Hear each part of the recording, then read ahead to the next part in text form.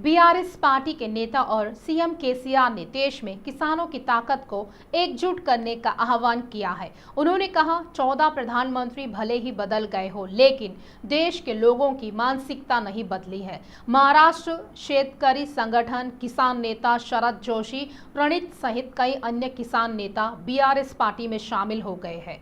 इस मौके पर उन्होंने केसीआर का गुलाबी पार्टी अंगवस्त्र ओढ़ाकर पार्टी में गर्मजोशी से आमंत्रित किया गया। केसीआर ने कहा, उन्होंने अपने 50 साल के राजनीतिक अनुभव में कई उतार चढ़ाव का सामना किया है। आप सभी को देखना चाहिए हमने तेलंगाना में क्या किया। केसीआर ने किसान नेताओं को कालेश्वरम परियोजना का दौरा नहीं करने की सलाह दी।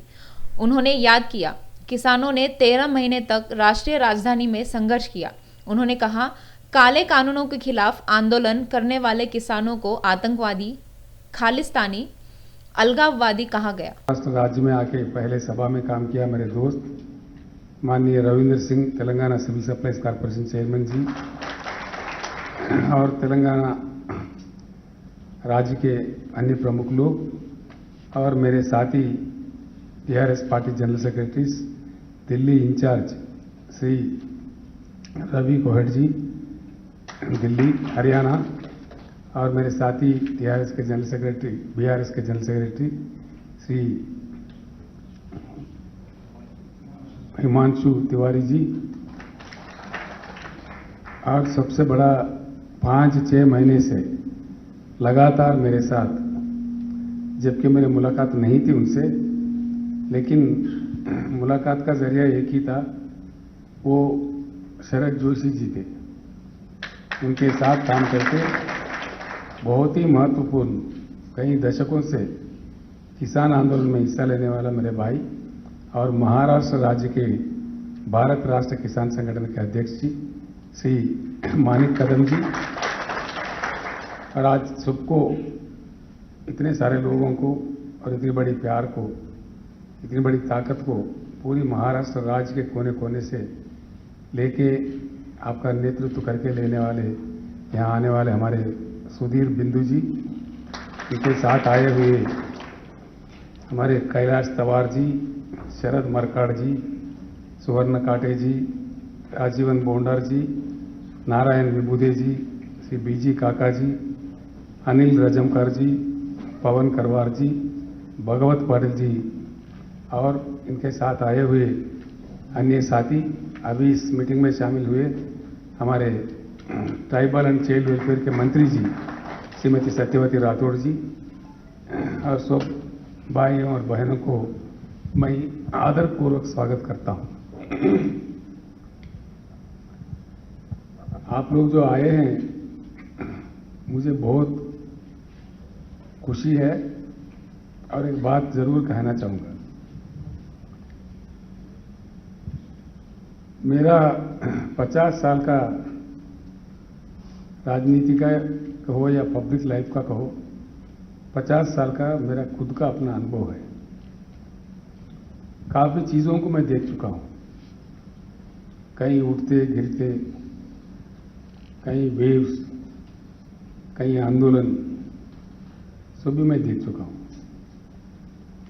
इस बार किसानों का जो पीड़ा इस देश में है, इसको मैंने अपने सर पे ले लिया है। इसलिए ये किसानों का जो भी लड़ाई है, एक न्याय का, इंसाफ का ये जंग है, कोई अन्याय वाला जंग नहीं है। वर्ल्ड बॉक्सिंग चैंपियनशिप में गोल्ड मेडल जीतने वाली बॉक्सर निखत जरीन को सम्मानित किया गया। मंत्री श्रीनिवास गौड़ ने शमशाबाद एयरपोर्ट पर निखत जरीन का जोरदार स्वागत किया। इसके बाद वे रैली के रूप में निकले। रास्ते में नाच गाने और गहमागहमी का माहौल रहा। वर्ल्ड बॉक्सिंग चैंपियनशिप में गोल्ड मेडल जीतने वाली बॉक्सर निखत जरीन को सम्मानित किया गया। मंत्री श्रीनिवास गौड़ ने शमशाबाद एयरपोर्ट पर निखत जरीन का जोरदार स्वागत किया। इसके बाद वे रैली के रूप में निकले। रास्ते में नाच गाने और गहमागहमी का माहौल रहा। भाजपा वरिष्ठ नेता इंद्रसेन रेड्डी ने आरोप लगाया है राज्य सरकार ने पेपर लीक मामले में एसआईटी नहीं बनाई है। उन्होंने कहा टीएसपीएससी कमेटी के नोटिस की खबरें लोगों को बेवकूफ बना रही है। उन्होंने तर्क दिया, उन्हें राज्य में दायर एसआईटी पर कोई भरोसा नहीं है। उन्होंने कहा, अब तक रखी गई कोई भी एसआईटी पूरी तरह से काम नहीं कर रही है। इंद्रसेना रेड्डी ने पूछा, टीएसपीएससी एक स्वतंत्र संस्था है, लेकिन उस संगठन के अध्यक्ष को केसीआर के घर क्यों बुलाया गया? आरोप है उसने टीएसपीएससी के अध्यक्ष को अपने घर बुलाया और उससे कहा अगर वह सख्ती करेगा तो उसके चक्कर का खुलासा हो जाएगा। टीएसपीएससी के अध्यक्ष को भी गुप्त स्थान पर जाने का अधिकार नहीं है। सदस्य सचिव के अलावा किसी को नहीं पता प्रश्न पत्र कहाँ छपेगा। उन्होंने आरोप लगाया सरकार ने टीएसपीएससी को अपनी मर्जी से काम कराने की कोशिश की। टीपीसीसी अध्यक्ष रेवंत रेड्डी ने एमएलसी जीवन रेड्डी और डीसीसी अध्यक्ष लक्ष्मण कुमार की नजरबंदी पर रोष व्यक्त किया है। जैसा कि कांग्रेस धर्मपुरी निर्वाचन क्षेत्र के वेलकटूरू मंडल में इथेनॉल उद्योग की स्थापना का विरोध कर रही है। उन्होंने सवाल किया कि सार्वजनिक मुद्दों पर लड़ने पर उन्हें गिरफ्तार और हिरासत में लिया जाएगा। उन्होंने चेतावनी दी, यदि जीवन रेड्डी और लक्ष्मण कुमार जैसे जननेताओं को गिरफ्तार किया गया तो उन्हें जनता के आक्रोश का शिकार होना पड़ेगा। क्षेत्र में प्रदूषण के कारण लोग और किसान इथेनॉल परियोजना का विरोध कर रहे हैं। अगर जीवन रेड्डी और लक्ष्मण के बेटे जनता के संघर्ष के लिए एकजुटता की घोषणा करते हैं तो क्या उन्हें गिरफ्तार किया जाएगा? क्या यह लोकतंत्र है? क्या विपक्षी दल परिषद के नेता को हिरासत में लिया जाएगा? जीवन रेड्डी और लक्ष्मण कुमार को तुरंत रिहा करने की मांग की गई है। भारतीय प्रधानमंत्री नरेंद्र मोदी इस महीने की 8 तारीख को हैदराबाद आएंगे। अपनी यात्रा के दौरान वहां सिकंदराबाद रेलवे स्टेशन पर सिकंदराबाद तिरुपति वंदे भारत एक्सप्रेस ट्रेन का उद्घाटन करेंगे। बाद में सिकंदराबाद परेड ग्राउंड में आयोजित कार्यक्रम में रेलवे स्टेशन के पुनर्विकास की आधारशिला रखी जाएगी। एमएमटीएस दूसरे चरण की परियोजना के हिस्से के रूप में सिकंदराबाद से मेडचल, फलकनुमा से उम्दानगर उपनगरीय ट्रेन सेवाएं शुरू की जाएगी। दक्षिण मध्य रेलवे के महाप्रबंधक अरुण कुमार जैन, कंटोनमेंट बोर्ड के मनोनीत सदस्य जे रामकृष्ण ने मोदी के कार्यक्रम की पृष्ठभूमि में परेड ग्राउंड की व्यवस्थाओं का निरीक्षण किया। दूसरी ओर अब से प्रधानमंत्री मोदी के महीने में एक बार तेलंगाना जाने की उम्मीद है। उन्होंने कहा प्रधानमंत्री इस महीने की 8 तारीख को 13,500 करोड़ रुपए की लागत से होने वाले कई विकास कार्यों की शुरुआत करेंगे। विधायक राजा सिंह पर हैदराबाद सिटी पुलिस ने श्री रामनवमी शोभा यात्रा के दौरान कथित रूप से भड़काऊ भाषण देने के आरोप में एक बार फिर मामला दर्ज किया है। उन पर आईपीसी की धारा 153A धर्म के आधार पर विभिन्न समूहों के बीच दुश्मनी को बढ़ावा देना और 506 आपराधिक धमकी के तहत आरोप लगाए गए हैं। बीजेपी नेता के खिलाफ स्वतः संज्ञान लेते हुए अफजलगंज पुलिस स्टेशन के पुलिस सब इंस्पेक्टर जे वीरबाबू ने पुलिस में शिकायत दर्ज कराई। शिकायत में उन्होंने कहा 30 मार्च को श्री राम नवमी शोभा यात्रा के मद्देनजर सितंबर बाजार में बंदोबस्त ड्यूटी के लिए अन्य कर्मचारियों के साथ प्रतिनियुक्त किया गया था। पुलिस ने आरोप लगाया राजा सिंह ने लव जिहाद के बारे में बात की, एक साजिश सिद्धांत और कथित तौर पर भगवान राम के बारे में बोलने वालों के खिलाफ कथित कार्रवाई के लिए पुलिस को धमकी दी। गोशामहल के विधायक राजा सिंह के खिलाफ एक और मामला दर्ज किया गया है। पुलिस ने 30 मार्च को श्री राम नवमी के अवसर पर शोभा यात्रा के दौरान राजा सिंह के भाषण के खिलाफ मामला दर्ज किया है। इस पृष्ठभूमि में उसके खिलाफ अफजलगंज पुलिस स्टेशन में मामला दर्ज किया गया है। राजा सिंह जो हाल ही में पीडीए-सीटी मामले में जेल से रिहा हुए थे, जमानत पर छूटते समय तेलंगाना हाईकोर्ट ने उसे सशर्त जमानत दे दी थी। नफरत फैलाने वाले भाषण न बोलने के लिए हाल ही में पुलिस ने मामला दर्ज किया। राजा सिंह ने उन आदेशों का उल्लंघन करने की बात कही। पुलिस ने राजा सिंह को कोर्ट के नियमों का उल्लंघन करने के आरोप में नोटिस जारी कर मामले को स्पष्ट करने को कहा। विपक्षी नेता वाईएस शर्मिला ने बीजेपी के प्रदेश अध्यक्ष बंडी संजय और पीसीसी प्रमुख रेवंत रेड्डी को फोन कॉल किया। उन्होंने बेरोजगारी के लिए एक साथ लड़ने के लिए कहा। उन्होंने कहा संयुक्त कार्रवाई की तैयारी कर ली गई है। वाईएस शर्मिला ने खुलासा किया विपक्षी नेताओं की कोई मर्जी नहीं होगी। वाईएस शर्मिला ने सुझाव दिया प्रगति भवन मार्च का आह्वान झूठा है। केसीआर की गर्दन झुकाने के लिए विपक्षी दलों को एक हो जाना चाहिए। अगर वे एक साथ नहीं लड़े तो केसीआर तेलंगाना में विपक्ष को टिकने नहीं देंगे। उन्होंने कहा बंडी संजय ने मिलकर लड़ने का समर्थन किया है। साथ ही रेवंत रेड्डी ने कहा विपक्षी पार्टियों के साथ मिलकर लड़ने का समय आ गया है। खबर है रेवंत रेड्डी ने पार्टी में चर्चा कर फैसला लेने की बात कही। LNT मेट्रो रेल हैदराबाद ने शहर में मेट्रो यात्रियों के लिए एक नई पेशकश की घोषणा की है। मेट्रो के अधिकारियों ने घोषणा की है पीक आवर्स के दौरान मेट्रो टिकट पर दी जाने वाली 10% की छूट इस महीने की पहली तारीख से हटा ली जा रही है। यह स्पष्ट किया गया है केवल सुबह 6 बजे से 8 बजे तक और रात 8 बजे से 12 बजे तक स्मार्ट कार्ड और डिजिटल टिकट पर 10% की छूट होगी और सुबह 8 बजे से रात 8 बजे तक कोई छूट नहीं होगी।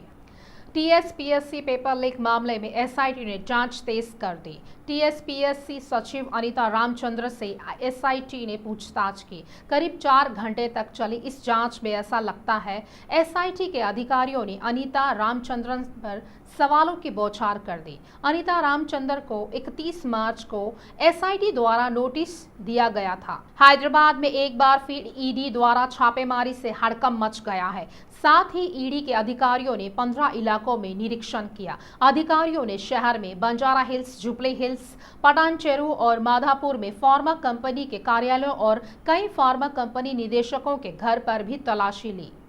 इस बीच ड्रग कंट्रोल के अधिकारियों ने देश भर की कई फार्मा कंपनियों में छापेमारी की। अधिकारियों ने 20 राज्यों में 100 से अधिक कंपनियों पर छापा मारा और 18 कंपनियों के लाइसेंस रद्द कर दिए हैं। रद्द की गई फार्मा कंपनियों की सूची में हैदराबाद की फार्मा कंपनियां भी शामिल है।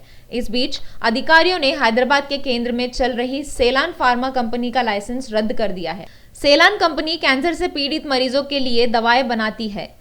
एहमान टैबलेट के निर्माण के लिए साइलन कंपनी द्वारा दिया गया नाम है, लेकिन हाल ही में WHO के अलर्ट के साथ ड्रग कंट्रोल अथॉरिटीज ने मैदान में कदम रखा है। उज्बेकिस्तान में हुई घटना के बाद ड्रग कंट्रोल के अधिकारी WHO के अलर्ट के साथ घटिया टैबलेट बनाने वाली कंपनियों पर छापेमारी कर रहे हैं।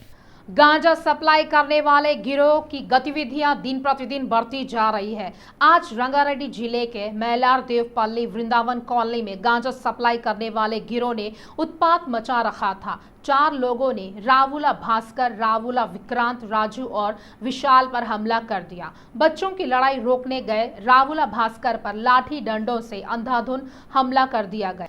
मेरचल जिले के जगतगिरी गुट्टा के KBS बाइक पॉइंट के मैकेनिक शेड में आग लग गई। हादसा देख स्थानीय लोगों ने सूचना दी और दमकल कर्मियों ने मौके पर पहुंचकर आग पर काबू पाया। सिकंदराबाद के अलवाल पुलिस स्टेशन क्षेत्र में आत्महत्या का प्रयास कर रही महिला को पुलिस ने छुड़वाया। असमपेट की रेशमा ने 4 बजे आत्महत्या का प्रयास किया। नागार्जुन सागर बैक वाटर में मछली पकड़ने गए कुछ मछुआरों को जाल में गठरी मिली। जब उन्होंने उसे खोलकर देखा तो उनके होश उड़ गए। बैग में सड़ी गली लाश मिली। सूचना तुरंत पुलिस को दी गई। उन्होंने मौके पर पहुंचकर जांच शुरू की तो असल सच्चाई सामने आ गई। तेलंगाना में अजीब सा माहौल है। तेज धूप और बारिश से लोग बेहाल हो रहे हैं। हैदराबाद के मौसम विभाग ने घोषणा की राज्य के एक तरफ जहां सूरज चमक रहा है वहीं दूसरी तरफ बारिश भी होगी। देश में कोरोना वायरस का पैर पसारता जा रहा है। पिछले कुछ दिनों में नए मामलों में भारी इजाफा हुआ है। कल तक दसियों में दर्ज होने वाले कोविड मामलों की संख्या फिर से हजारों में पहुंच गई है। कल लगातार दूसरे दिन मामलों में 3000 का आंकड़ा पार किया। अकेले महाराष्ट्र में करीब 700 मामले सामने आ चुके हैं। उपल स्टेडियम में IPL की धूम मची हुई है। शुक्रवार से ही IPL 16 सीजन शुरू होने के साथ ही उपल स्टेडियम में 7 मैच खेले जाएंगे। इस सीजन का पहला मैच कल सनराइजर्स हैदराबाद और राजस्थान रॉयल्स के बीच खेला जाएगा। इस पृष्ठभूमि में पुलिस ने भारी सुरक्षा व्यवस्था की है। आज दोनों टीमें हैदराबाद पहुंची। राचकोंडा के CP चौहान ने मैचों की सुरक्षा व्यवस्था का जायजा लिया। CP ने कहा दर्शकों के लिए बिना किसी परेशानी के इंतजाम किए गए हैं। वे सभी के समन्वय से क्रिकेट मैच को सफल बनाना चाहते हैं। जो IPL शुरू हो रहा है उसमें सभी स्टेक होल्डर्स से बात करके Hyderabad cricket association, IPL management, Sunrisers management, उन सबसे बात करके छोटी छोटी बातों का ख्याल रखते हुए पब्लिक को कोई दिक्कत ना हो, प्लेयर्स को कोई दिक्कत ना हो, चीयर लीडर्स को कोई दिक्कत ना हो, वैसे अरेंजमेंट किए गए हैं।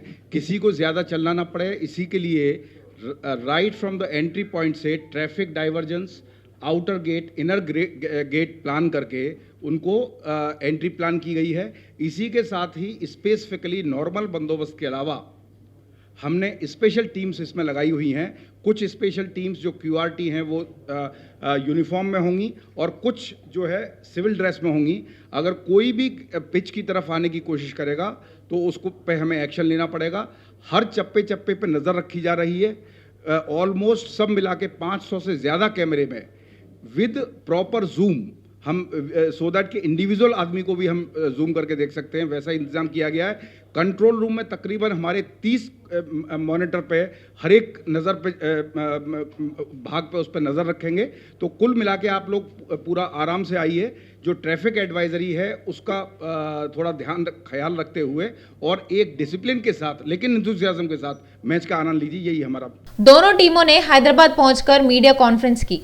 टीम के कोच कुमार संगकारा ने कहा, इस IPL में इम्पैक्ट प्लेयर को नया पेश किया गया है। राजस्थान रॉयल्स इसका बखूबी इस्तेमाल करेगी।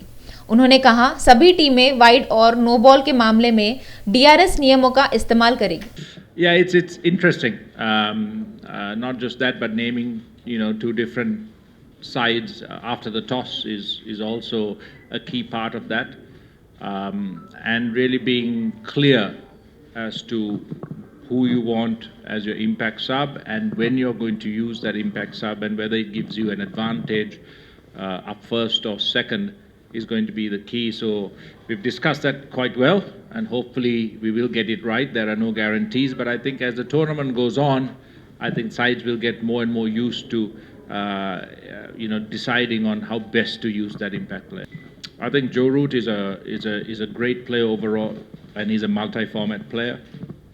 He had a great World Cup T20 when he played here last, and I think when they lost to the West Indies in the final. He's had a great T20 outing in the UAE as well. And for us, his role doesn't change because we do our research on our players and we buy the players for what they can do. And Joe Root has a role to play for us throughout this tournament, whether it's at the start or specific matches, we'll wait and see. But we value the fact that he has that overall game against spin and pace. But not just that, he's a very smart off spinner as well. So he's got quite a few different aspects to his game that will come in handy for us. Sunrisers के कप्तान भुवनेश्वर कुमार ने कहा, हम इस season में एक नई team के साथ उतर रहे हैं। उन्होंने कहा, उनकी गेंदबाजी इकाई काफी मजबूत है। कप्तानों की बात करें तो हर सीजन में कुछ झिझक होती थी, लेकिन इस बार मार्कम की कप्तानी से सनराइजर्स को अतिरिक्त मजबूती मिली है। I think so far he's looking solid. I mean, you can make out that he's been scoring runs for his team. He scored runs in the practice match, so he's looking very solid. And I think you can expect, or we all expect to score runs. I mean, I think in practice match he scored some 80, and like I said, he was looking really solid. Generally, foreigners come with a reputation of not playing spin well, but he's totally different. He's playing spin really well. Not so far, but yes, there are few changes in terms of players, so that will definitely change how we plan, how we gonna strategize things on the ground. So yes, nothing changes big time, but of course there'll be few change of plans, keeping players in mind. First match you won the ground, and what do you feel? Crowd with the crowd. So like I said, it's we all are excited to play in front of the home crowd. I mean, they have supported us through thick and thin. They have seen us lifting the trophy or not qualifying for the playoffs. So yes, they have seen us through everything. So yes, very excited to